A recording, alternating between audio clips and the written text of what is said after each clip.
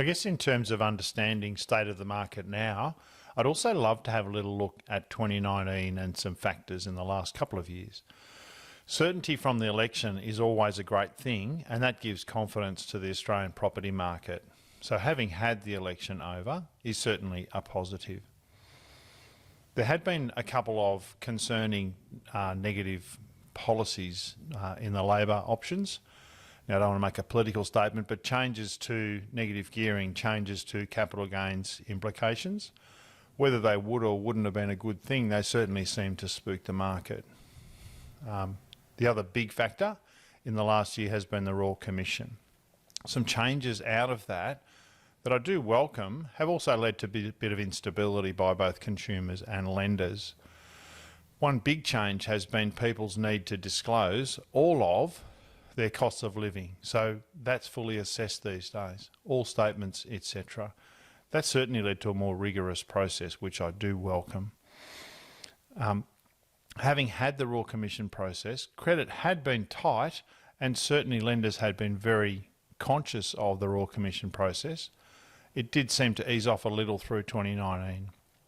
One thing that definitely eased off was APRA loosened the requirements on banks as to what assessment rate they could use. So banks could now use an assessment rate more around 6% than 7.25%. So what the bottom line is that people can borrow about 15% more than they could prior to July 2019. So that's obviously great in terms of consumers being able to meet their dreams. The market had been fairly stable in 2019. That had been on the back of a really decent drop in property prices in 2018 and 2017, around 15 to 20% in Sydney for sure. But again, that was a cyclical thing on the back of 2014, 2015 to 2017, early 2017, where prices had gone up quite a lot, 10 to 15% per year in the Sydney market. So it's a pretty common cycle that does tend to self-fulfill a little bit. The most recent year, 2019, Open Agent reports Sydney prices up 1.6% and Melbourne prices up 2.2%. So it's been a bit of a year of consolidation and stabilising, I'd say. Certainly looks like confidence in the upcoming year. CoreLogic is predicting a 10% rise in 2020 in terms of property price. Interest rates are historical low levels.